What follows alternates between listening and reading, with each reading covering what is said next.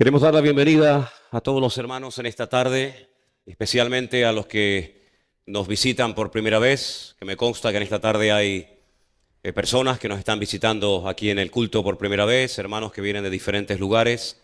A todos la más cordial bienvenida, que el Señor les bendiga muy ricamente. Gracias por estar con nosotros. Y para nosotros es un privilegio el poder alabar, el poder adorar juntos a nuestro Dios. ¿Cuántos dicen amén? Gracias a Dios.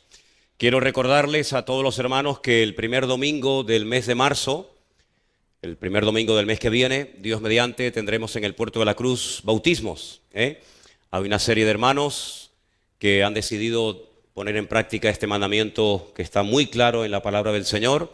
Así es que quiero invitarles desde ahora a que estén con nosotros el primer domingo del mes de marzo, que creo que cae en domingo día 5. Por la mañana tendremos el culto a las 11, como siempre. Luego procederemos a los bautismos y luego, por supuesto, a la tarde tendremos culto aquí en la iglesia, ¿de acuerdo? Entonces, ténganlo presente. El próximo domingo, día 5 de marzo, por la mañana, Dios mediante. Si hubiera por casualidad todavía algún hermano o alguien entre nosotros que se quiere bautizar, pues te hablas conmigo, ¿vale? Te hablas conmigo y yo te digo si te veo que estás ya preparado para dar este paso o todavía tienes que esperar un poquito. En los tiempos de la Biblia la gente se bautizaba prácticamente el mismo día que se convertían. No hay ejemplos en la Biblia de personas que se convertían y después a los años o a los meses se bautizaban. Pero hoy en día las cosas han cambiado mucho y queremos esperar a veces entre una persona que dice que se ha convertido, entre una persona que dice que se ha entregado su vida al Señor, y a veces una genuina conversión, hay un abismo. Entonces queremos ser muy serios en esto, y cuando yo te digo que te veo preparado para bautizarte, es que te veo preparado, si no, no te lo diría. Entonces, si hay, ya digo, alguna persona en la congregación que todavía no ha manifestado su deseo de ser bautizado, pues te hablas conmigo. Y todavía de aquí a ese día aún hay tiempo para hablar y sentarnos y ver el motivo que te impulsa a ser bautizado o lo que sea, ¿de acuerdo? Quiero dar las gracias a la iglesia, a todos los hermanos que han estado orando por nosotros. Saben que yo he estado en Israel, estuve una primera semana con un grupo de hermanos que ya han dado algunos testimonios aquí en la iglesia. El día jueves Marcos estuvo aquí y algunos hermanos dieron testimonio. Nosotros lo veíamos en la casa del hermano Adolfo y Paula, allí en Tel Aviv, y lo veíamos en una televisión enorme que el hermano tiene allí en el salón de su casa. Y bueno, también tuve la oportunidad de, no sé qué tal se veía, yo a ustedes los veía muy flacos. No sé si era cuestión de la cámara, los veía muy flacos, muy estirados, muy delgados. Y yo dije, ¿cómo han adelgazado las ovejas en esta semana, no? Y bueno, miraba así, digo, es que era todos, es que no era uno solo, sino les veía a todos muy delgados, una pinta, una planta espectacular, pero ahora vengo y no es para tanto, ¿no? No. Y gracias a todos los hermanos que han estado orando por nosotros. Después yo me quedé, el grupo vino el domingo, y después yo me quedé unos días allí con los hermanos, y siempre hay experiencias y siempre hay cosas nuevas que ocurren. Por supuesto, la lectura que yo hago como pastor de un viaje de estos es muy diferente, evidentemente, a la que hace una persona que viaja por primera vez a Israel. Yo no viajo en calidad de, permítame la expresión, como turista. Tampoco los hermanos fueron como turistas, pero quiero decir esto, que las personas que van por primera vez son muy impactados por todo, porque es otro mundo. No hay punto de comparación Israel con España o con el país del cual tú procedes. Es un país, el idioma, la cultura, los olores, los sabores, las costumbres son completamente diferentes a las que estamos acostumbrados nosotros a movernos. Y es muy impactante sobre todo para las personas que van por primera vez, llegar a un país donde todo es novedad, donde todo es nuevo, donde todo lo que ven les impresiona enormemente. Bueno, en mi caso es diferente, ¿no? Yo ya he ido muchísimas veces, ya he perdido la cuenta, dejé de contar hace mucho tiempo mis viajes a Israel. Este año, en principio, me quedan como mínimo 2 o 3 viajes más. Así es que la lectura que yo hago de una visita a Israel es diferente. Es una lectura desde otro punto de vista. Soy pastor y conozco muchas veces el trasfondo, lo que hay detrás de algo que pueda impresionar, como el famoso Cótel o el Muro de las Lamentaciones, o la vida de los religiosos, de los rabinos, danzando y cantando. Sí quiero destacar de una forma especial, y eso es algo que sí me gustaría ver con el paso del tiempo, por lo menos aquí en nuestra congregación, y es ver la responsabilidad y la seriedad de los jóvenes en ese país. Se madura muy pronto. No hay lugar para tonterías. A los 18 años todos tienen que ir al servicio militar, y no es un ejército para ir de vacaciones o para conocer gente, sino es un ejército tremendamente preparado, con unas exigencias tremendas, preparados para entrar en combate en cualquier momento. Criaturas con 18, 19, 20 años tienen que estar ahí, los chicos 3 años de su vida y las mujeres 2 años. Maduran muy pronto, toman responsabilidades muy pronto. Cuando salen del servicio militar, se toman un tiempo de descanso, en algunos casos unos meses, en algunos casos un año, depende del poder adquisitivo de cada uno de ellos. Después retoman otra vez sus estudios y mientras estudian tienen que trabajar. Es decir, que la vida de un joven en Israel no es una vida de playa y de paseo y de papá y mamá, llévame aquí, llévame allá y dame, ¿no? Sino que es una vida de mucha responsabilidad, de mucha madurez, de mucho compromiso. Y eso es lo que a mí me gustaría ver, sinceramente, en la juventud, por lo menos de la iglesia, ya que en la calle eso se ha perdido. Sí me gustaría ver en la iglesia a los jóvenes que asumen responsabilidades, jóvenes ya con 18, 19, 20 años, que todavía no saben ni lo que hacer con su vida, con el excesivo tiempo libre que tienen, no saben si trabajar, si estudiar, si quedarse, si marcharse.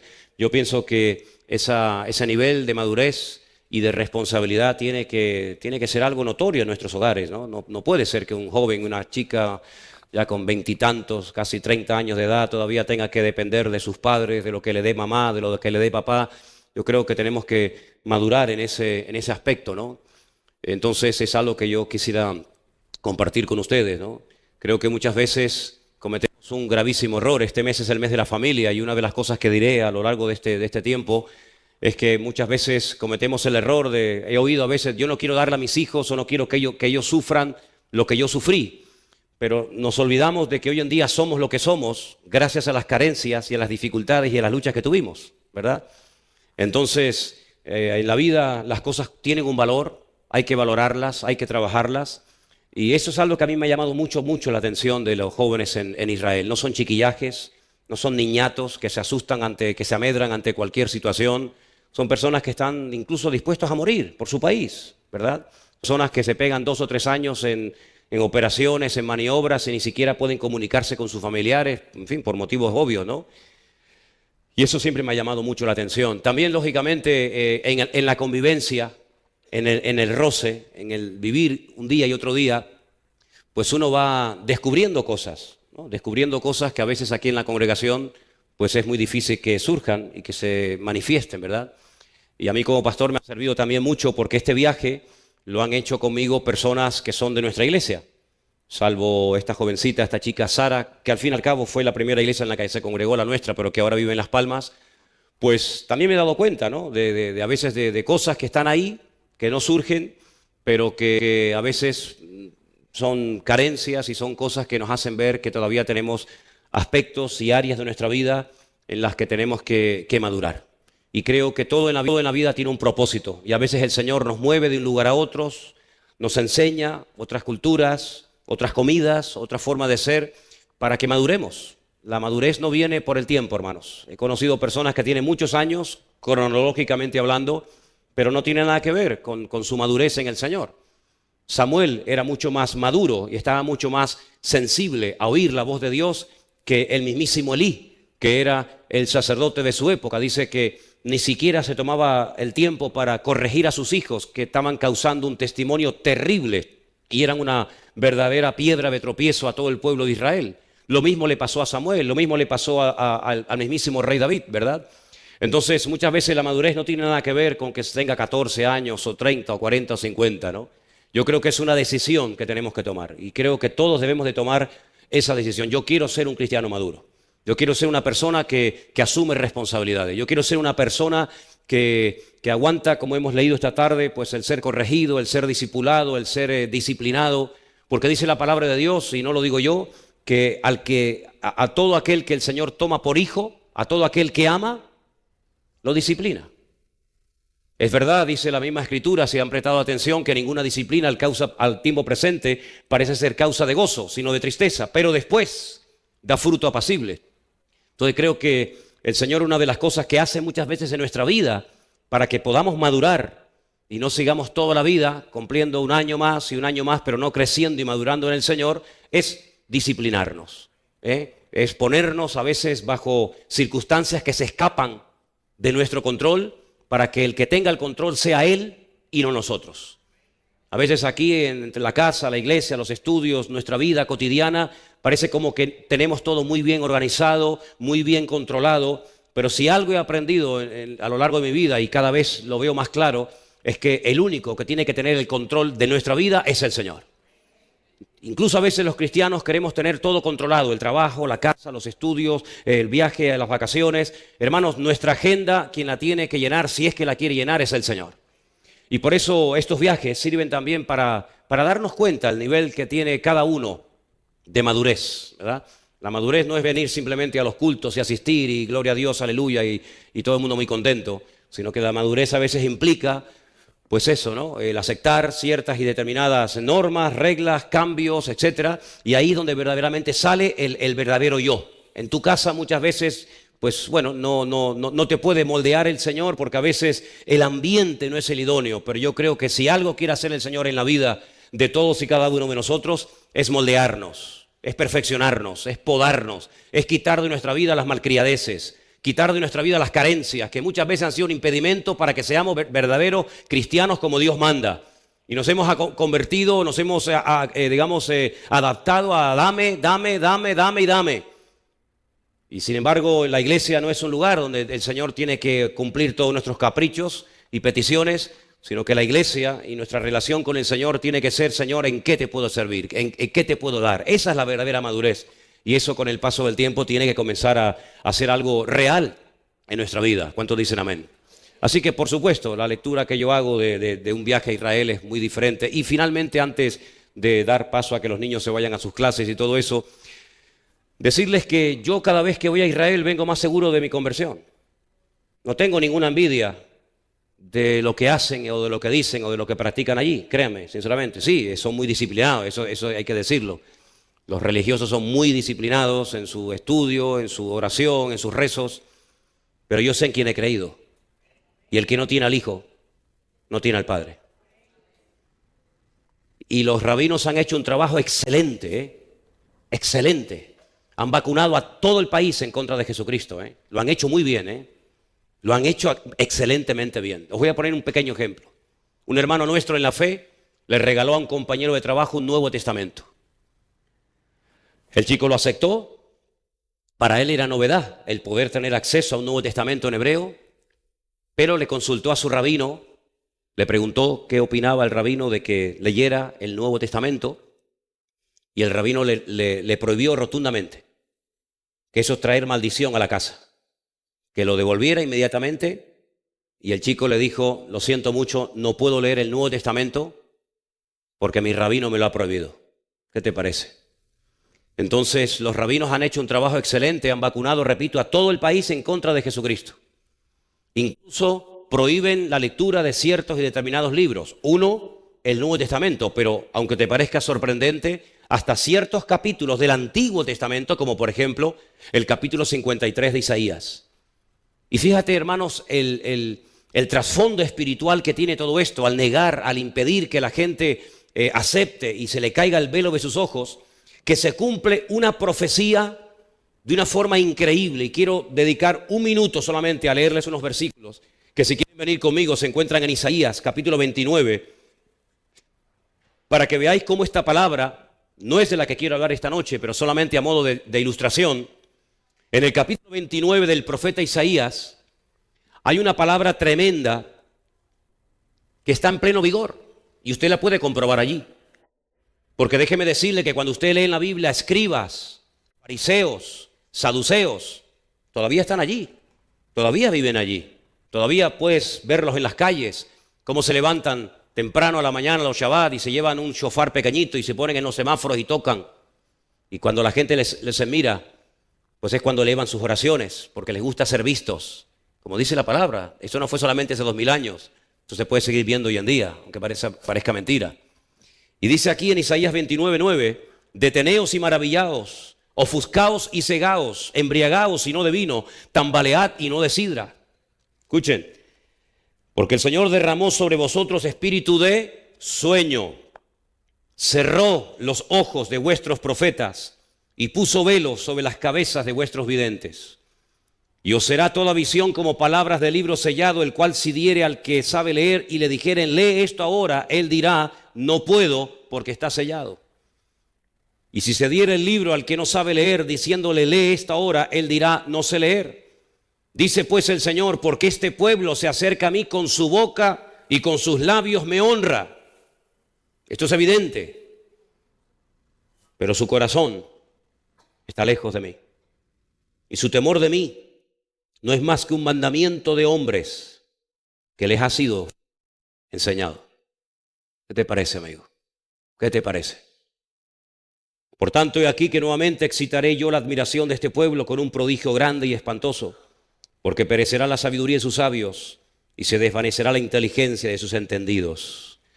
Así que cuando una persona se niega a abrir su corazón al Señor, cuando una persona incluso hasta maldice y escupe cuando se menciona el nombre del Señor, cuando una persona ni entra ni deja entrar a los que quieren entrar, ni quiere leer ni deja leer a los que quieren leer el Nuevo Testamento, pues amigos, pierde toda posibilidad de conversión, pierde toda posibilidad de que el Espíritu Santo le quite el velo y pueda convertirse y pueda tener un encuentro con el Señor. Y esto está pasando hoy en día en Israel. A veces cuando la gente viaja a Israel piensa que allí todo el mundo es convertido, que van todo el mundo cantando por las calles. Nada que ver, nada que ver. Incluso a veces los rabinos van a las iglesias y apedrean y escupen a los creyentes. ¿Qué les parece? Y hacen todo lo habido y por haber para impedir que el evangelio crezca y avance, pero todo se les vuelve en su contra, porque el Señor está haciendo una obra maravillosa, aunque el hombre no quiere que se haga, y es que mucha gente se está interesando por el evangelio y mucha gente está asistiendo a veces a escondidas a ciertas y determinadas congregaciones y están experimentando el amor y la presencia de Cristo en sus vidas. Hay un barrio en Jerusalén que se llama el barrio de Mea Sharim, el barrio de las 100 puertas. Es un barrio ultra ortodoxo donde viven todos los ultra ortodoxos de la religión judía, y paseando por esa calle un joven nos paró. Al oír que hablábamos en español, nos paró y nos comenzó a preguntar cosas de dónde éramos, etc. Nos preguntó si éramos cristianos, pero qué tipo de cristianos éramos. Y bueno, para no alargar el testimonio, fuimos a su coche. Me dijo, ven a mi coche. Y dentro de su coche, con las ventanillas cerradas, en pleno barrio ultra ortodoxo judío, me pone la música de Marcos Witt, de Marcos Barrientos, de Jesús Adrián Romero, y le digo, pero ¿cómo conoces tú todo esto? Mis mejores amigos cuando yo me voy a España son pastores evangélicos, y yo he ido a cultos, y me encanta. Bueno, después me puso también música de La Pantoja y todo esto, ¿no? Pero por si la conocía, digo, sí, algo conocemos. Pero realmente un enamorado del Señor, y el Señor está haciendo una obra que a veces nuestros ojos no ven. Quiero decirles que en la Biblia una vez un gran varón de Dios se sintió solo, como probablemente tú, hermano y hermana, te has sentido en más de una ocasión solo, diciéndole incluso al Señor, quítame la vida, ya no aguanto más, me siento solo. Sin embargo, la divina respuesta le dijo, hay 7,000 personas que no han doblado su rodilla ante Baal. Eso quiere decir que ese sentimiento de soledad a veces el Señor permite que lo experimentes, pero en medio de esa soledad la voz del Señor siempre te dice, yo estoy contigo. Aunque tu padre y tu madre te abandonen, yo nunca te abandonaré. Así que oremos por ese pueblo. Somos nosotros los que tenemos que comunicarle algo a ellos. Somos nosotros los que tenemos que provocarle a ellos a celos. A mí no me provocan a ningún celo, al contrario, me da una pena tremenda de ver a personas que se pegan 8, 10, 12 horas diarias orando y leyendo la Biblia, pero que cuando le mencionan la palabra a Jesucristo, Yeshua HaMashiach, no quieren saber absolutamente nada, ¿verdad? Porque piensan que fue un loco. Sin embargo, después la historia del pueblo de Israel está plagada de falsos mesías, en los cuales depositaron su fe y su confianza y los elevaron creyendo que eran el verdadero Mesías, y fue la peor desilusión que se han llevado y los desastres fueron terribles. Uno de los mesías que ellos levantaron creyendo que era el verdadero se llamó Bar Kokhba, el hijo de la estrella, en una pésima interpretación de un texto bíblico donde Jacob decía que levantaría una estrella, ¿verdad?, de Jacob, alguien que brillaría y marcaría una diferencia. El famoso Rabí Akiva comenzó a predicar y comenzó a enseñar a la gente que Bar Kokhba era el verdadero Mesías. Se produjo una rebelión, una guerra, el Imperio Romano dijo basta y a un promedio de 500, 600 crucifixiones diarias arrasó con la idea de que Bar Kokhba era el Mesías. Cogieron al Rabí Akiva que lo había levantado a lo alto, con tenazas al rojo vivo le arrancaron la piel. Después con cepillos de púas le arrancaron el resto de la piel que le quedaba en su cuerpo y la carne se la dieron a comer a los perros en las calles.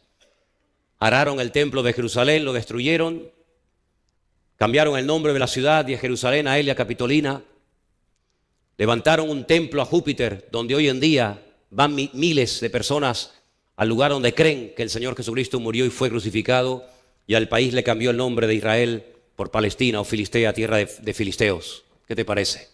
Pero había profecías, había promesas, hay un pacto que Dios ha hecho con ese pueblo, con esa gente. Y dice la Biblia que si su pecado, su rebelión fue la riqueza del mundo, hasta el punto que el haber rechazado ellos al Mesías hizo que millones y millones de personas no judías en todas partes del mundo hasta el día de hoy se sigan entregando y confesando que Cristo es el camino, la verdad y la vida y que nadie salva más que el Señor Jesucristo. Dice, ¿cuánto más será su plena restauración? Dice, así que no se ensoberbezcan, porque no son las ramas las que alimentan al árbol o la raíz, sino es la raíz la que alimenta a las ramas, ¿verdad? Y el Señor dice que es poderoso para que en cuanto se arrepientan y en cuanto reconozcan y en cuanto se humillen, volver a injertar en el olivo verdadero, Romanos 11, las ramas verdaderas, y entonces todo Israel será salvo. No hay ninguna promesa para ninguna nación de tal magnitud, ninguna. No hay naciones en el mundo que enteras se convertirán, salvo una, Israel. Todo Israel será salvo, desde el más grande hasta el más pequeño. Dice, y verán al que traspasaron y harán lamentación por él. Y estarán meses y meses por las ciudades de Judea, Samaria y Galilea, llorando, porque reconocerán que aquel que rechazaron y crucificaron era el verdadero Mesías. Aleluya. Y hermanos, nunca, créame, sé que esto lo habéis oído miles de veces, nunca en mi vida he tenido la sensación de que estamos más cerca de su venida que nunca. Llevo más de 35 años predicando el Evangelio. No he hecho otra vida, no he hecho otra cosa en los últimos 35 años de mi vida o más que predicar y predicar y predicar la palabra. He dado docenas de estudios sobre profecía, sobre escatología, sobre Daniel, sobre Apocalipsis, pero créame la sensación que tengo en este momento acerca de lo pronto, de lo rápido que se puede así disparar todo, acerca de la segunda venida de los acontecimientos finales, créame que es algo tremendo. Israel tiene un protocolo de guerra llamado el protocolo Sansón. Irán ha amenazado a Israel recientemente diciendo, y es verdad, que en 8 minutos puede destruir todo el país. Con el armamento que en este momento suministrado por Rusia tiene Irán, en 8 minutos puede destruir a todo Israel, de punta a punta, de este a oeste y de norte a sur. Hezbollah es un grupo terrorista terrible, uno de los más poderosos con los cuales se ha tenido que enfrentar jamás Israel. Tiene más de 120.000 misiles, más de 120.000 misiles, no me confundió de cifra, apuntando en este momento hacia las mayores ciudades de Israel, incluida lógicamente Tel Aviv, donde viven nuestros queridos hermanos. Estando nosotros en Israel, no nos enteramos, yo me enteré por una foto que me mandó Elena, desde la península del Sinaí, ISIS, el Daesh, lanzó 5 misiles contra la ciudad de Eilat, abajo donde termina Israel, allí en el Mar Rojo. 4 fueron interceptados, 1 cayó en tierra, no pasó absolutamente nada. Israel tiene ese protocolo de guerra diciendo, si nos atacan, ojivas con una capacidad destructiva nuclear saldrán disparadas en todas las direcciones y nosotros moriremos y seremos destruidos, pero ni uno de ustedes quedará vivo para festejar y celebrar la victoria. Todos morirán. Así que si intentan destruirnos, quiero que sepan que Siria, Líbano, Irak, Irán, Arabia Saudita, Egipto, etcétera, etcétera, serán borradas de la faz de la tierra para siempre. ¿Qué te parece, amigo? Es algo increíble, hermanos. Hemos estado en el valle de Josafat, el valle de Meguido, donde más de 3/4 partes de la Biblia puedes explicarla viendo los valles y los montes, aunque esta última vez que fuimos había mucha niebla y no se pudieron ver todos los montes. Pero queridos hermanos, en ese gran valle donde dice la Biblia que el Señor convocará a todas las naciones de la tierra y allí entrará en juicio con ellas. Dice que habrá una matanza de tal calibre, de tal magnitud, que la sangre llegará hasta los frenos de los caballos. ¿Qué te parece? 200 millones de personas armadas hasta los dientes pelearán contra Israel y llegarán hasta el monte de los olivos y allí el Señor tendrá que intervenir, porque si el Señor no viene en esta última gran batalla que se va a llevar a cabo, sí o sí, Israel será destruido. 7 batallas como mínimo Israel ha ganado en los últimos 70 años. De todas ha salido victorioso, de todas ha salido vencedor, pero de esta última gran batalla no va a poder salir victorioso a menos que miren al cielo y a menos que clamen a aquel que traspasaron y crucificaron. Y en ese momento vendrá el Señor. Y dice Zacarías capítulo 14, y en aquel día pondrá él los pies sobre el monte de los olivos y se partirá ese monte y será un gran valle. Y allí el Señor vendrá y todo ojo le verá y toda rodilla se doblará y toda lengua confesará que Cristo es el Señor, para la gloria de Dios Padre. Y todo eso que hemos leído durante años y años, de generación en generación, se ha estado traspasando estos datos, este conocimiento, esta información a los creyentes. Está próximo a ver su cumplimiento, hermanos. Así que no perdáis más el tiempo, por favor, queridos hermanos. Lo que tenga que hacer, hágalo pronto. Decídase ya de una vez. No esté, permítame la expresión del tingo al tango. Aquí, allá, me quedo, me voy, oro, no. Hermano, decídase ya de una vez. Sería una tragedia que después de haber estado años usted saltando de iglesia en iglesia y haber escuchando cientos o miles de predicaciones, al final te quedes y pierdas lo más grandioso que era el haberte ido con el Señor por haber sido simplemente un religioso de tantos y tantos que hoy en día están llenas las congregaciones. El Señor viene a buscar un pueblo sin mancha y sin arruga. Basta ya de tonterías, basta ya de perder el tiempo, basta ya de estar gastando nuestra energía, nuestra juventud y nuestros recursos en cosas vanas. Basta ya de enfadarnos y de molestarnos por cualquier amonestación que nos hagan aquí o en cualquier otra congregación. Basta ya de estar siempre pendiente de que me llame, me escriba, me visite. Hermano, hay que madurar. Dice el Señor en su palabra, después de tanto tiempo debiéndose ya maestros, todavía tenéis necesidad de alimento, no de sólido, sino de leche, porque sois niños. ¿Cuántos niños hay aquí? ¿Solamente los chiquitines? Yo espero que todos y cada uno de nosotros tengamos bien puestas las pilas y tengamos bien claro en quién hemos creído. Viva una vida en orden, en santidad, sin la cual nadie verá al Señor, dice la Biblia. Las iglesias están pasando un periodo terrible, terrible. Lo que hoy en día se ve en las iglesias y en los púlpitos es de vergüenza. Créame que jamás en mi vida como pastor he sentido tanta vergüenza de ver a personas que utilizan el ministerio y los púlpitos y los cargos que tienen para engañar, para manipular y para pegarse la gran vida y robar y manipular a la gente en nombre de Dios. Es increíble lo que está pasando, amados hermanos. Y es tiempo de que nosotros nos levantemos en pie de guerra y digamos, basta, basta, se acabó. Vamos otra vez a la fuente, hermano, vamos a la palabra de Dios. Ella es la base y el fundamento de nuestra vida. Y la única manera en estos últimos tiempos, en esta recta final, de no caer, es poniendo nuestros ojos y nuestra confianza solamente en el Señor Jesucristo. Y si está pasando por luchas y dificultades, le recuerdo lo que dice uno de los hermosos salmos de la Biblia. Desde la angustia invoqué al Eterno y Él me respondió. ¿Cuántos dicen amén? Así que esta no es la predicación, esta no es la palabra que iba a compartir. Esto es simplemente un breve testimonio. Oramos un momentito y ya los niños pueden pasar a las clases, ¿les parece? Señor, te damos gracias en esta tarde por tu presencia. Hemos venido para aprovechar el tiempo en este lugar. Hemos venido para que tú nos hables y que podamos decir, así dice el Señor. Señor, anula la voz del hombre y que solamente sea la voz de Dios, la palabra de Dios la que hable, la que ministre, la que toque, la que corte toda atadura, mentira o engaño de la carne. Y podamos salir en esta tarde, Señor, decidiendo voy a vivir y a servir a mi Señor con todo mi corazón y con todas mis fuerzas. Bendice esta palabra que hoy vamos a compartir, Señor. Y también ahí a los niños que van a estar en sus clases, bendíceles también y ministrales a ellos conforme a su necesidad. Te lo pedimos en esta tarde en el bendito nombre de Jesús. Amén y amén. Pueden pasar los niños, por favor, a sus clases. Nosotros nos quedamos aquí. Y hermanos, les anunciaba que vamos a tener durante este mes, yo todavía no he podido compartir ninguna palabra referente al tema de la familia, porque he estado estos domingos fuera.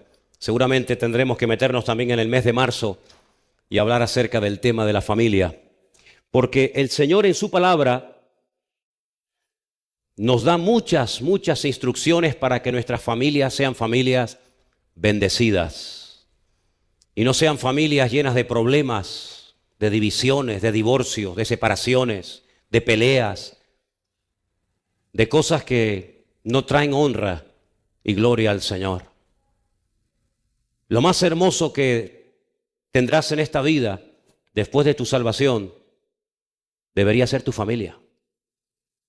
Pero lamentablemente, como pastor, tengo que decirles que muchas veces nos hemos encontrado a gente en nuestro ministerio que proceden de familias que, si eso se llama familia, y muchas veces las carencias que se experimentaron en la familia después se manifiestan en las congregaciones. Una de las cosas que yo observo es que cuando hay una ausencia de la figura paterna en una casa, se nota muchísimo. Incluso hay personas que tienen muchos problemas a la hora de relacionarse con Dios y tratarlo como padre, porque la figura de padre que tuvieron fue prácticamente inexistente, nula, o simplemente no la tuvieron. Y cuando hablo de padres ausentes, no me refiero al hecho de que se fue con otra mujer y abandonó a la mujer y a los hijos. No solamente a eso, aunque puede ser.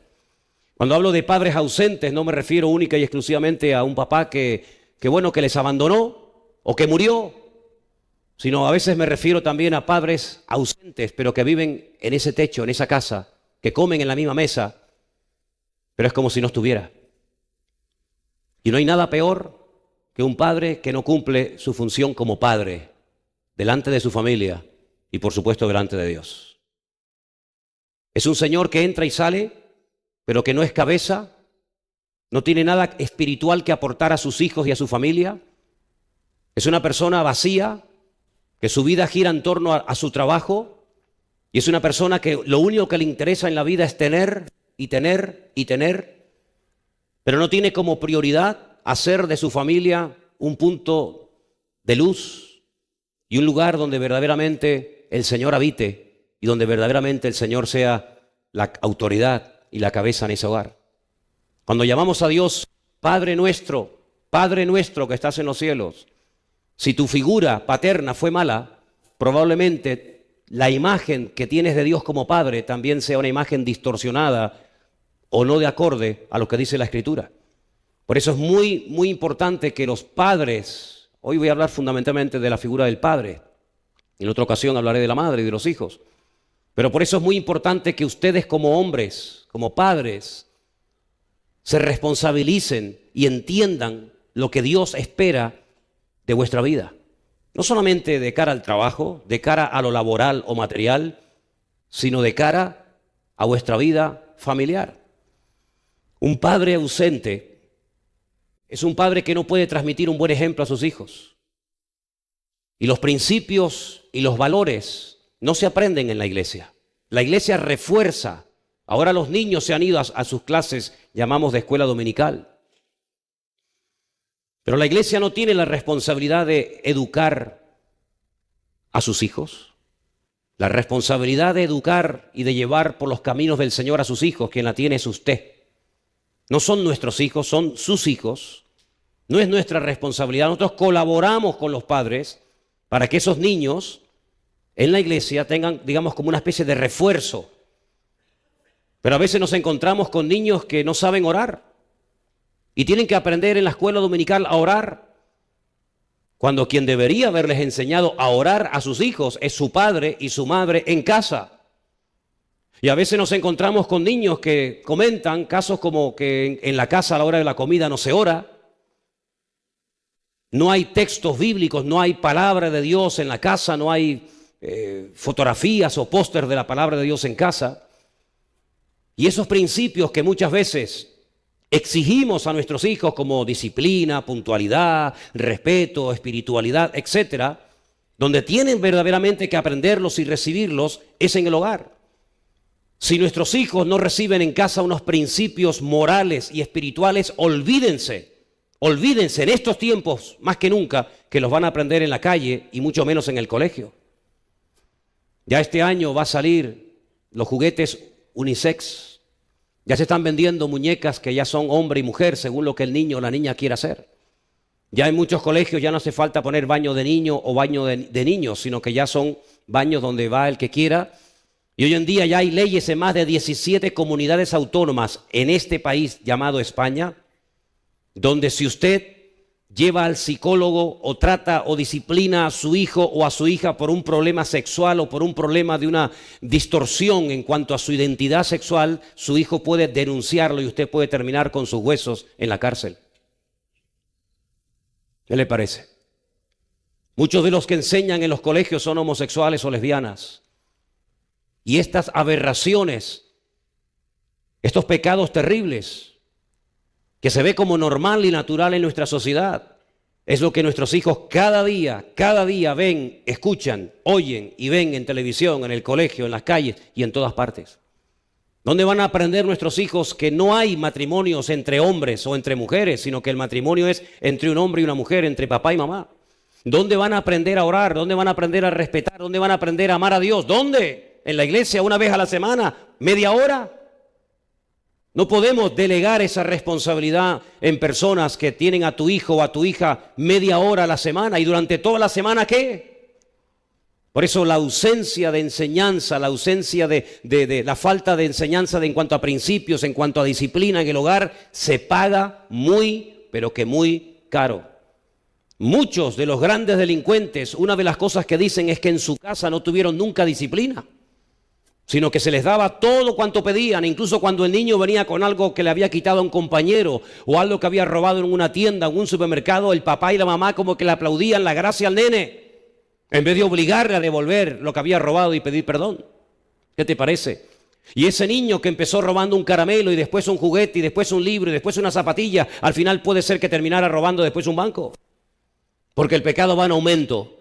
Y somos los padres y madres, los que tenemos delante de Dios la responsabilidad de educar y de disciplinar a nuestros hijos. Pero para colmo, muchos de los que después se convierten de grande y de mayor, proceden de hogares rotos, proceden de hogares donde la droga, el alcohol, la pornografía y tantas perversiones eran lo más normal del mundo.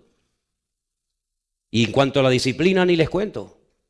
La palabra disciplina parece que a algunos les pone los pelos de punta. Sin embargo, quiero llevarles al libro de Proverbios para que ustedes vean simplemente unos pocos versículos que he escogido. Hay miles, solamente unos poquitos, para que ustedes se den cuenta de lo importante que es la enseñanza, la disciplina, la instrucción en la vida de los más pequeños. Proverbios 1:8 dice así: oye, hijo mío, la instrucción de tu padre. Tienen que oírla, no imaginársela. La instrucción del padre, óyela. Y no menosprecies la dirección de tu madre. ¿Se dan cuenta? Los dos trabajando en equipo. No es que papá dice no y mamá por atrás dice sí, no pasa nada. O no es que la mamá dice no hagas eso y papá dice hazlo, no pasa nada. Sino que son un equipo. El padre dice aquí instruye y la madre da dirección y ambos trabajan en equipo para que ese arbolito, ahora que se puede enderezar, no se tuerza y se quiera enderezar cuando sea demasiado tarde. Porque adorno de gracia serán a tu cabeza y collares a tu cuello. Hijo mío, si los pecadores te quieren engañar, no consientas. Si dijeren, ven con nosotros, pongamos acechanza para derramar sangre, acechemos sin motivo al inocente, ¿verdad? ¿En qué principio se va a basar ese niño? Cuando le vengan las tentaciones, cuando le vengan las ofertas por parte de los compañeros de colegio, de instituto, de universidad. Tendrá un temor de Dios que va a ser como una alarma en su alma, una alarma en su corazón y dirá, no. Mi padre y mi madre me dijeron que eso no estaba bien. Y dice que será como algo, como una especie de protección que lo guardará durante toda su vida. Proverbios capítulo 4, versículo del 1 al 10 dice, oíd, hijo mío, la enseñanza de un padre. Fíjense la cantidad de veces que menciona la palabra padre o madre. Óyela, esté atento para que conozcas cordura, porque os doy buena enseñanza. No desamparéis mi ley, porque yo también fui hijo de mi padre, delicado y único delante de mi madre. Él me enseñaba y me decía: retenga tu corazón mis razones, guarda mis mandamientos y vivirás. Adquiere sabiduría y adquiere inteligencia.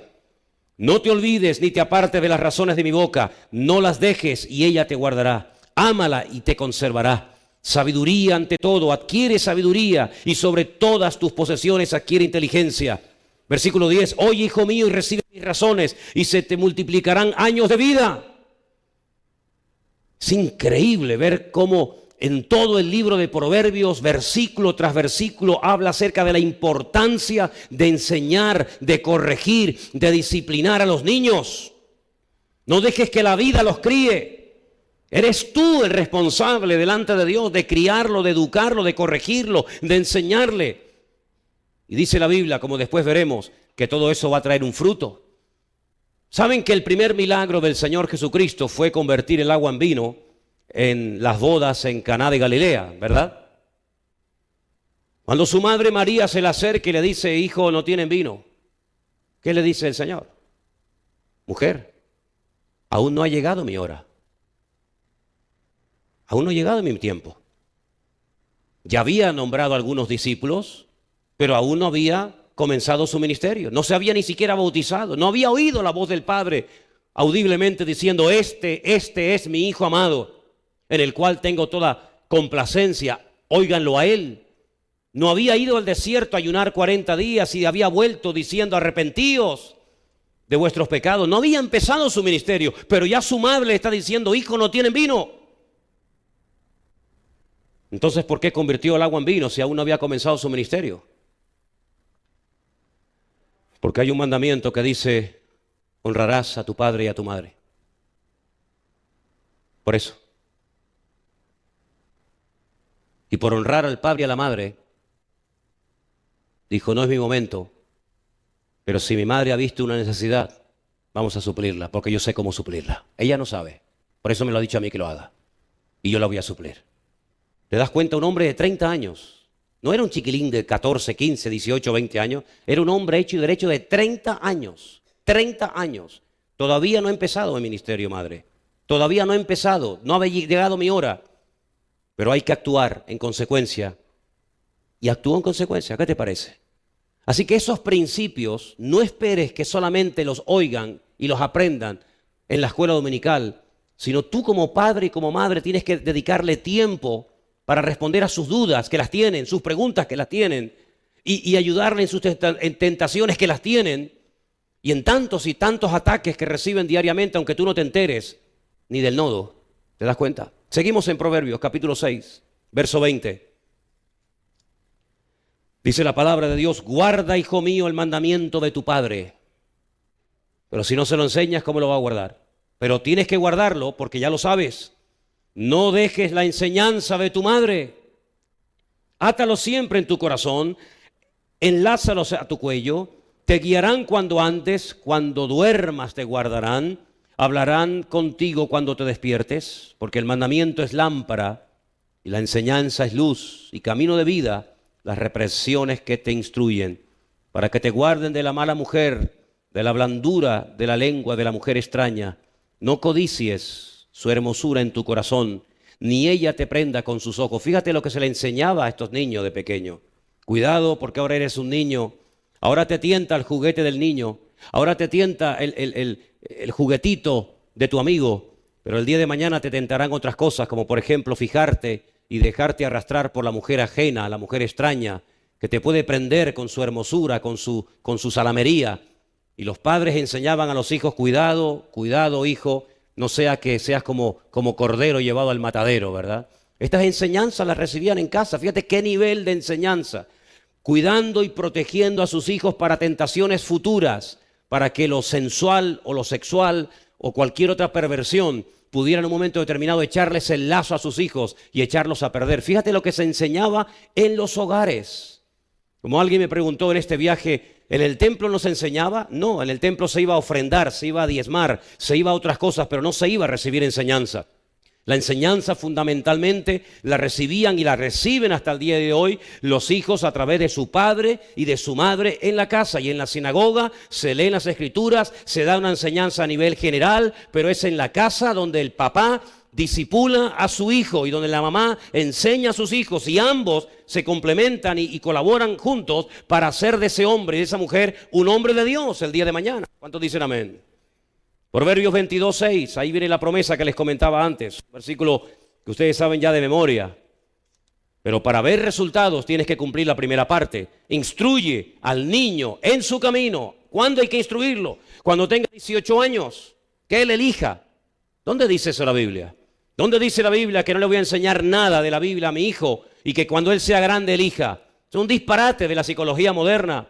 Eso es una barbaridad que el Satanás ha logrado meter en la cabeza de millones de personas. No se le puede presionar al niño, no se le puede decir que lea la Biblia, que ore, que venga a la iglesia. ¿Quién dijo eso? ¿Quién dijo eso? Mi Dios en su palabra me dice a mí como padre y a ti como madre, instruye a tu hijo en su camino y aun cuando fuere viejo no se apartará de él. ¿Cuántos dicen amén? No se apartará, pero primero tiene que ser instruido. Si se aparta, probablemente no fue demasiado bien instruido. No digo que sea el 100% de los casos, pero hay mucho más probabilidad de que un hijo y una hija vaya por el buen camino al ser enseñado en la palabra, que vaya por el buen camino al no haber sido instruido en la palabra del Señor, evidentemente. Como le dije hace poco a alguien, hay más posibilidades de morir si vas a 200 kilómetros por hora en la autopista que si vas a 80. Claro que te puedes matar a 80, pero hay mucho más probabilidades, si ese es de loco, que si vas respetando las normas establecidas. Proverbios 29:15, otro versículo más que nos habla acerca de la importancia de cumplir nuestra función. La vara y la corrección dan sabiduría, mas el muchacho consentido avergonzará a su madre. ¿Te ha pasado, mamá? ¿Que te deja en mal lugar y te hace pasar vergüenza a tu hijo? La culpa no es de él, la culpa es tuya. Porque dice que el niño consentido hará que su madre pase vergüenza. La pregunta cuando leía esto es, ¿por qué no menciona al padre? ¿Por qué no dice que el padre es el que pasará vergüenza, sino la madre? Permítame que le dé una opinión personal en cuanto a esto. Salvo excepciones que las hay en todo, generalmente, la madre consiente más que los padres. Generalmente. No digo que sea su caso, hermana, no se sienta aludida. Pero generalmente la madre es más blanda. El padre es como más duro, más exigente. Cuidado que hay de todo, Cuidado que hay de todo. Pero generalmente la madre es, pobrecito mi niño. No le hagas caso a tu padre que hoy vino nervioso del trabajo. Está cansado. Vete. Toma. Pero no le digas nada a tu padre. Eso te va a pasar factura.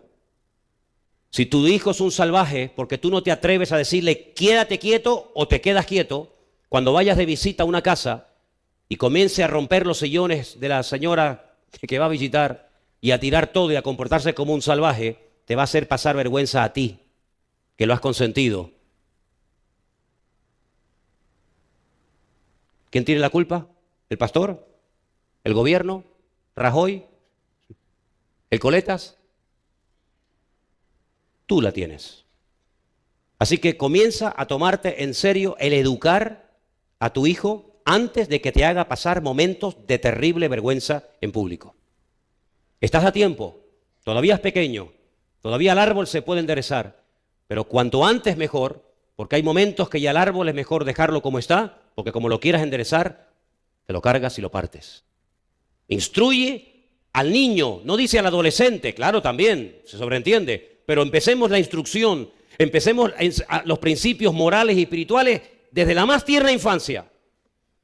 Y ya verás cómo cada vez le va a costar menos aceptar ciertas y determinadas reglas y límites en su vida. La lectura que se leía esta tarde, si quieren volvamos a ella, en Hebreos capítulo 12, nos habla acerca de la disciplina. La palabra discípulo viene de disciplina. Un discípulo es una persona que está bajo la disciplina de un maestro. A veces como que la palabra disciplina nos pone en guardia porque tiene como una especie de connotación mala o negativa. No, nada que ver. No. Un futbolista está bajo la disciplina de ese club. Y el club que le paga pone las condiciones. Y si no rinde, lo traspasan el año que viene. Chao, adiós, muy buenas. Una persona que va a un colegio está bajo la disciplina, bajo la tutela de esos educadores o enseñantes. Nosotros, ¿bajo quién estamos? ¿Quién es el que nos disciplina? ¿Quién es el que nos disipula? ¿Quién es el que nos cubre? ¿Quién es el que le pone, como yo digo, el cascabel al gato? A veces tu padre no se atrevió a decirte lo que tenía que haberte dicho. Y a veces tu madre tampoco se atrevió. Y a veces algunos creyentes, algunas ovejas han tenido la desgracia de caer en ministerios que no tenían ninguna autoridad moral ni espiritual para corregirte a ti, porque a lo mejor ellos estaban igual o peor que tú. Porque yo digo que para hablar y corregir a una persona, el primero que tiene que predicarse el mensaje es el que lo está dando, evidentemente. La Biblia dice que nadie puede ser pastor, nadie ni siquiera puede ser diácono en una congregación si no sabe tener a sus hijos en obediencia mientras estén bajo su techo, mientras estén bajo su cobertura. Dice que el que no sabe gobernar su casa, ¿cómo pretende gobernar la casa de Dios? ¿Cuántos pastores hoy en día están predicando después de haberse casado, separado, divorciado 2 y 3 veces? ¿Qué autoridad tiene ese personaje de decirle a una congregación, de hablar de moral, de hablar de unidad familiar, de hablar de matrimonio, de orden y de obediencia, cuando usted, que dice que es el pastor de la iglesia, ya lleva 2 o 3 matrimonios y sus hijos son un auténtico desastre? ¿Qué credibilidad tiene esa persona? ¿Las palabras? ¿El título que tiene? Ninguna, bíblicamente ninguna. Ahora no nos extraña que cuando Samuel estaba a punto de morir, un gran hombre de Dios, dicho sea de paso, con todo mi respeto lo digo, los ancianos de Israel llegaran y le dijeran: Samuel, por favor, no nos pongas a ninguno de tus hijos como responsables espirituales del país cuando tú mueras, porque la conducta de tus hijos es terrible. Es tremendo, porque él cuando era niño fue criado por el sacerdote Elí, que también tuvo el mismo problema. Sus hijos eran los sacerdotes de la época, pero eran un desastre. Y luego él, parece mentira, reproduce en su vida familiar aquel gran defecto y pecado que vio cuando era niño en la casa del sacerdote Elí. Y por eso se pasó de ese tiempo de jueces a un tiempo de monarquía, que también fue otro fracaso. Pero os dais cuenta, queridos hermanos, si en su pasado, en su hogar, en su familia, usted ha tenido malos ejemplos, un modelo pésimo de padre o de madre o de familia, pídele al Señor que por favor no vuelvas tú a reproducir lo mismo que viste y en lo que fuiste enseñado y preparado de pequeño, sino procura decir: no quiero en mi casa que el alcohol, que la pornografía, que las palabrotas, que el robo, que la mentira, el engaño, el genio, el mal humor, etcétera, etcétera, se conviertan en algo normal en mi vida, sino que nuestra vida y nuestro hogar sea un punto de referencia y un punto de luz. Si usted fracasa en su casa, usted ha fracasado en todo. Usted puede ser un gran predicador, un gran cantante, un gran guitarrista, un gran pianista y lo que usted quiera, pero si su vida no acredita y avala su ministerio, lo mejor que pueda hacer para el bien suyo propio, el de los suyos, el de los demás, es bajarse de ese púlpito y esperar un tiempo hasta que usted pueda ser un botón de muestra de lo que usted le pide a los demás que sean. ¿Cuántos dicen amén? ¿No tuviste papá? Procura que el Señor llene ese vacío, porque personas que no tuvieron padre o que prácticamente no hacía absolutamente nada, eso afecta más de lo que tú te puedas imaginar.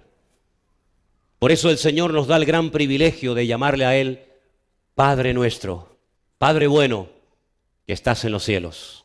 No permitas que las carencias, las heridas de tu infancia, de tu adolescencia o de tu juventud marquen tu destino de una forma negativa que no pueda ser una bendición para otras personas. ¿Cuántos dicen amén? Hermanos, dicen que hay 3 factores que determinan nuestra conducta. 3 factores que son fundamentales para llegar a ser lo que somos hoy. Una es la genética. Parece mentira el peso genético, ¿eh? Ay, amigo, déjeme que les ponga un pequeño ejemplo. El Señor, el Dios Todopoderoso, el Dios de Abraham, de Isaac y de Jacob, cuando nació Ismael, su primer hijo, con Agar, la egipcia, le dijo: será un hombre fiero, todos contra él y él contra todos. El Señor ya le reveló a su padre, le reveló a sus descendientes cómo sería su temperamento, cómo sería su carácter. Por eso es muy importante que tú renuncies a cualquier aspecto, vamos a decir, hereditario, que sea la identidad, que sea lo más conocido en esa familia. Por ejemplo, hay familias que en el barrio son conocidos como los ladrones. La familia. Cuando pases por enfrente de su casa, ponte la mano en el bolsillo, porque esos, como te vean la cartera, te despluman, amigo. Es como un estigma, es como un sello que tiene esa familia. O la familia que todos en esa casa, todos son drogadictos. El padre, la madre, los sobrinos, los nietos, los sobrinos. Unos entran, unos salen de la calle, pero todos están enganchados. Desde el abuelo, desde el bisabuelo son así. Familias que están marcadas por la depresión. La madre era depresiva, pero es que su abuela también lo era, y el sobrino, y el cuñado, y el primo. Es como una maldición que pesa sobre esa familia. Todos son depresivos, incluso algunos se han tirado por un puente y se han matado, y el otro se quitó la vida suicidándose, no sé qué. Familias que están marcadas como por una especie de mano negra. La genética es terrible. Cuando nuestra vida no está en las manos de Cristo, la genética pesa más que la influencia de Dios en tu vida. Fíjate lo que le dijo Noé a su hijo: maldito sea Canaán. ¿Y cómo eran los cananeos? Eran terribles, terribles. Y lo único que puede cambiar ese factor, esa influencia, ese peso terrible genético sobre tu vida es una verdadera y genuina conversión a Cristo. Los cananeos eran pervertidos, eran idólatras, eran terribles. Pero cuando se convirtió Rahab, la cananea, mira cómo cambió todo. Sé que algunos estarán pensando en este momento en ese texto de Éxodo capítulo 20, que dice que Dios visita la maldad, ¿sí o no? La maldad sobre los hijos, hasta la tercera y cuarta generación, y en algunas iglesias se paran ahí y manipulan y cortan el texto y mutilan la palabra. Y ese es el daño y el temor que sufre mucha gente. Sin embargo, el texto no termina ahí. El texto dice literalmente que Dios, es verdad, visita la maldad sobre los hijos hasta la tercera y cuarta generación de los que me aborrecen. Esa es la diferencia. Pero sobre 1000 generaciones llega la bendición de aquellos que aman y respetan y aceptan y acatan los mandamientos del Señor. ¿Cuántos dicen amén? Cuando Rahab la cananea se convierte al Señor y forma parte del pueblo de Israel, y se casa con un señor llamado Salmón, al poco tiempo queda embarazada. Y ya esa maldición, digamos, genética queda anulada. Porque cuando uno se convierte al Señor no tiene que tener miedo del pasado, porque los hijos no llevarán el pecado de los padres, ni los padres llevarán el pecado de los hijos, sino el alma que pecare, esa la que morirá, nada más. El Señor dice: yo voy a quitar de Israel de cuajo ese refrán que ustedes tienen, que lo dicen y creen que es verdad y es falso. Los padres comieron las uvas y los hijos sufrieron la dentera. Eso es falso. ¿Quién pecó, Señor, este o su padre, para que este pobre hombre naciera ciego? Ni él ni su padre. Estáis haciendo una mala interpretación, una pésima lectura de una realidad. Este hombre ha nacido así para que yo hoy manifestara la gloria de Dios sobre su vida. Y es interesante notar cómo cuando esta mujer se casa, dicen que con uno de los espías que visitó su casa, un señor llamado Salmón, y da a luz a un hijo, y nació nada más y nada menos, como ustedes saben bien, que vos. Ay, amigo. Sí, vos. Aquel terrateniente, aquel multimillonario, dueño de enormes latifundios, lleno de enormes terrenos en Belén de Judea, donde años más tarde llegó una viuda llamada Ruth, la moabita, y se casa con él, y queda embarazada, y tiene un hijo llamado el siervo, el Obed. Aleluya. Y Obed tiene un hijo llamado Isaí. E Isaí tiene muchos hijos, pero el más conocido y famoso de todos es David. Y de David arranca la tribu de Judá a través de la cual vino el Mesías. ¿Te das cuenta? Cómo la maldición se torna en bendición. Cómo la genética sí, tiene un peso tremendo. Tal la madre, tal la hija, dice la Biblia, pero cuando te conviertes al Señor, no tienes que tener miedo de que ese cáncer, de que ese alcoholismo, de que esa enfermedad, esa locura o depresión que caracterizó a tu familia por años y años, Generación y generación se para, se detiene, porque en Cristo las cosas viejas pasaron y aquí todo es hecho nuevo, dice la palabra de Dios. Y ese es el espíritu que tenemos que tener los creyentes, no vivir con miedo. Ay, es que no hay maldición que pese sobre un hijo de Dios, porque mayor es el que está en nosotros que el que viene contra nosotros, y el diablo lo sabe, pero quiere oprimirte y quiere traer condenación a tu vida. Pero la Biblia dice: ninguna condenación hay. ¿Para quién, hermanos? Para los que están en Cristo Jesús, Señor nuestro, dice la Biblia. Y cuando eso lo declaramos y lo confesamos, lo interiorizamos y lo vivimos, en paz me acostaré y asimismo dormiré. Pero siga, porque solo tú, Señor, me haces vivir confiado. Den un aplauso fuerte al Señor en esta tarde. Aleluya. Amén.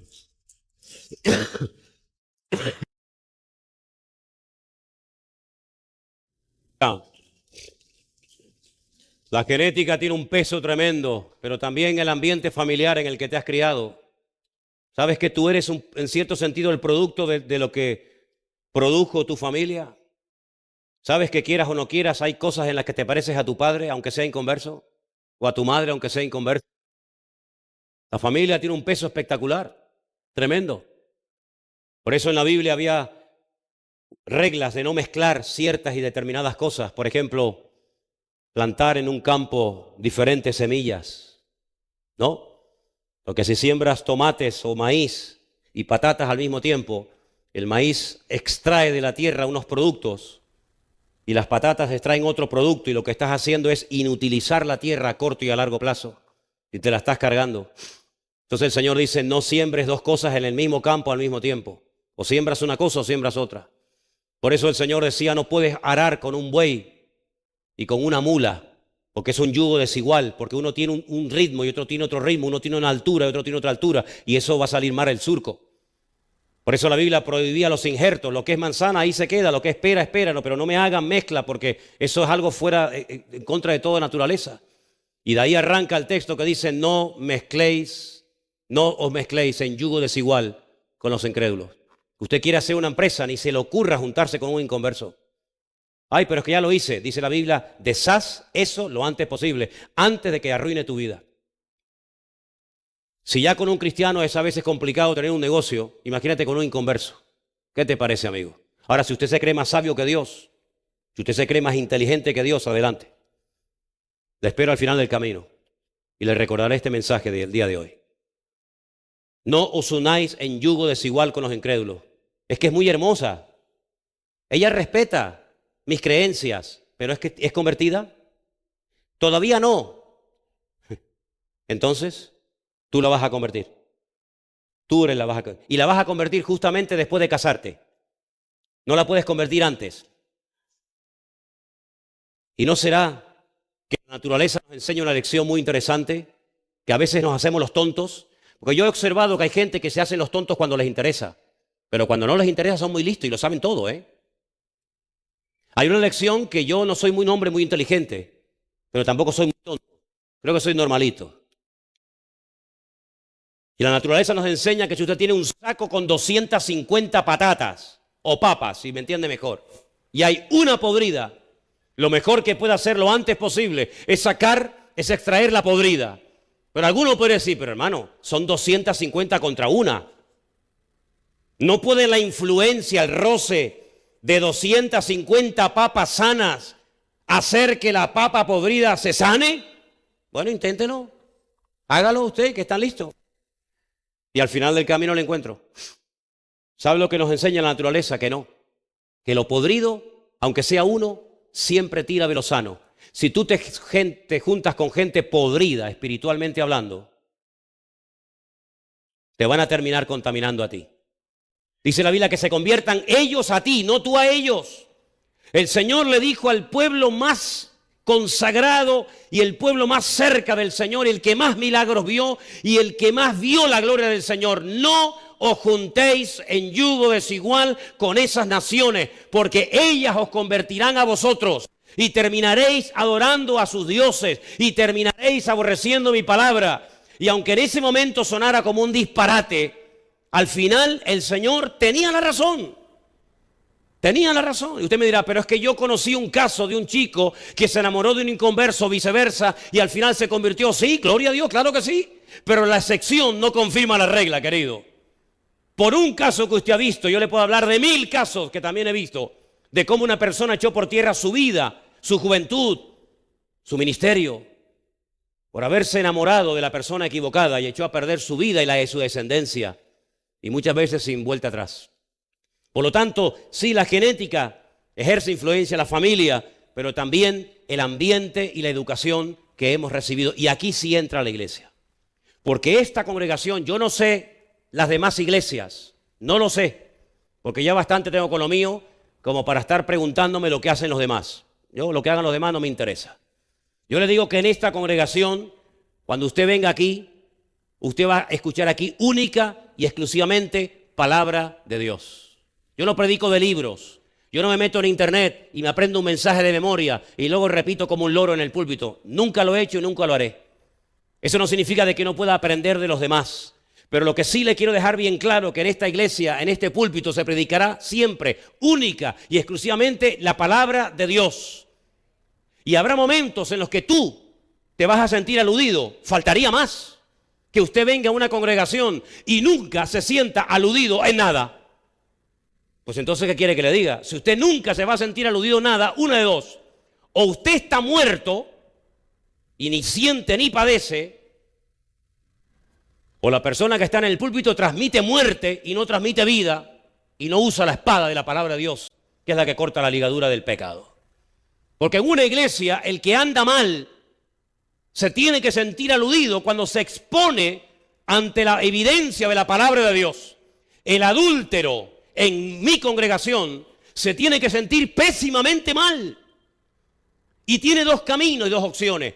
O dejas tu adulterio, dejas tu fornicación, dejas tu desorden y tu pecado, o no vas a poder continuar en una congregación donde todo lo que se cante y lo que se diga te va a sentar como jarro de agua fría. ¿Por qué? Porque en la iglesia venimos a cambiar y a hacer la voluntad de Dios y no a oír palabras que endulcen nuestros oídos. Y al que no le guste, que Dios lo bendiga. Pero en este lugar solamente hablaremos claramente al pan, pan y al vino, vino. Claro y raspado, como dicen los venezolanos. La palabra de Dios. Y si usted está en pecado, póngase en orden. Y si usted ha robado, ya puede estar devolviendo y pidiendo perdón. Y si usted está viviendo y acostándose con el novio sin estar casado, arréglese con Dios. Eso es lo que dice la palabra del Señor. Pero se ha perdido el temor de Dios en las congregaciones. Y muchas iglesias son auténticos circos. Muchas congregaciones son iglesias donde la gente va a ser prosperados. Mire, yo no sé si usted va a venir a esta iglesia y va a ser prosperado, yo no tengo ni idea. Pero yo no vengo a esta iglesia para ser prosperado materialmente. Yo vengo a esta iglesia para oír la palabra de Dios y que Dios me diga lo que me tenga que decir para ser mejor cristiano de lo que he sido hasta el día de hoy. Yo no me tengo que adaptar a usted, caballero. Usted se tiene que adaptar al evangelio. Y yo no tengo el objetivo de tener una iglesia grande. Yo lo que quiero es tener una congregación de gente ordenada. Me da igual si son 4, si son 1000 o son 20.000, me da exactamente igual. Hace años, y voy terminando, un pastor me dijo, quiero presentarte a una chica, esto fue en la península, que viene de Tenerife. Y bueno, el pastor me decía, dice que es cristiana. Entonces él me la presenta y me dice, mira, esta es la hermana que yo te decía. Y le dije, ¿tú vivías en Tenerife? Dice, sí. Digo, ¿dónde? Dice, en el sur. Ah, qué bien. ¿En qué parte del sur? Y me lo dijo. No puedo dar muchos detalles porque sabe Dios a dónde llega esto. No es que tenga miedo, yo no tengo miedo a nadie, pero por prudencia, ¿no? ¿Y dónde te congregabas? ¿A qué iglesia ibas? Y me dijo, no, es que no me podía congregar. ¿Y cuánto tiempo viviste en Tenerife? Dice, 8 años. 8 años sin congregarte y te llamas cristiana. ¿Cristiana o Cristina? ¿No te llamarás Cristina? Digo, ¿por qué no te congregabas? Dice, es que yo trabajaba durante la noche. ¿Ah, sí? ¿Trabajabas durante la noche? Digo, ¿trabajarías por casualidad en este área de la noche? Me dijo, sí. Y le dije al pastor, esta no es cristiana. Entonces el pastor me dice, hermano Manolo, Déjame que te dé un consejo. Si quieres tener una iglesia grande, me dijo, tienes que ser muy permisivo. Si quieres tener en tu ministerio una iglesia grande, tienes que permitir ciertas y determinadas cosas. Y le dije, en la tuya sí, en la mía no. Porque mi objetivo en la vida no es tener una iglesia grande, sino una iglesia donde more la santidad y el temor de Dios. Y me da igual predicarle a uno que a 20.000. Pero nunca, jamás en esta congregación vendrá usted a escuchar una palabra que pase por encima de su cabeza.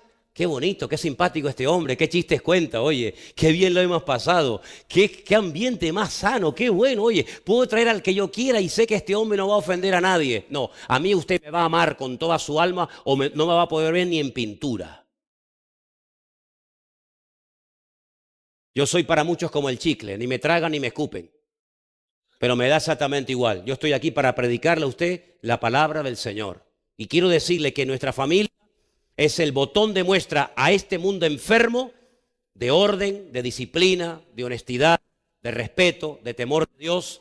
Así que comencemos a trabajar fuertemente en la vida de nuestros hijos. Reúnase con sus pequeñitos. Si aún los tiene, claro, yo ya reunirme con mis hijas ya va a ser complicado. Pero reúnase usted con los pequeñitos. No, vamos a leer la Biblia, vamos a orar, vamos a repetir un versículo de memoria. Si tiene papá y mamá el privilegio de llevar todavía, yo echo mucho de menos eso.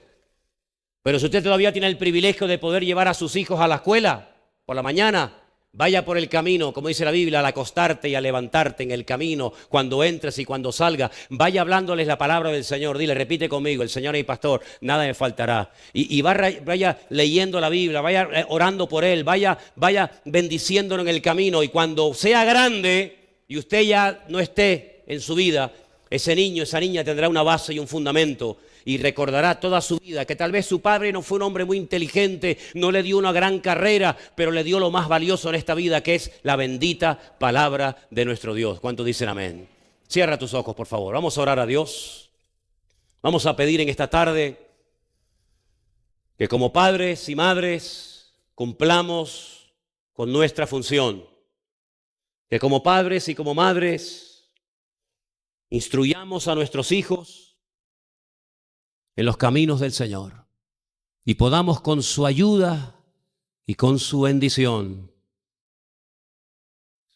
ser instrumentos a través de los cuales mis hijos puedan llegar a conocer a mi Dios y a su bendita palabra. Hermanos, ser padre y madre no es fácil, y más en estos tiempos, ¿sabe? No es fácil. Pero una de las cosas que tenemos que tener bien claro es que papá y mamá trabajan como uno solo. Serán Ejad Basar, una sola carne. Una sola carne, papá y mamá, una sola carne, al unísono. Y si nosotros le pedimos al Señor sabiduría, el Señor nos la va a dar. Pidámosle en esta tarde al Señor, mientras sus hijos están allí en la escuela dominical: Señor, dame como padre, como madre, danos sabiduría, Señor. Dame sabiduría para educar a mi hijo, a mi hija, enseñarle, inculcarle el temor de Dios, tu palabra. Que yo pueda, Señor, en todo momento y en todo lugar, yo pueda verdaderamente ser una persona que le está enseñando principios espirituales a mis hijos, a través de los cuales ellos puedan crecer y madurar y sobre todo conocerte a ti, Señor. Y que nunca, jamás en tu vida cometas el error de olvidarte que tu mayor prioridad no es mañana ir a trabajar y cumplir aquella palabra que diste, sino tu prioridad número uno en la vida es atender espiritualmente a tu familia. Y si tú no lo haces, nadie lo hará. La escuela dominical será un complemento, será un refuerzo, pero sobre todas las cosas es en la casa donde se enseña la palabra. Aleluya, te alabamos, Señor. Cierra tus ojos y vamos a estar orando en esta tarde para que el Señor verdaderamente grave esta palabra en nuestras vidas. Si estás al lado de tu esposa, de tu marido, por favor, ora un momentito con él, con ella, por favor. Juntos oramos al Señor.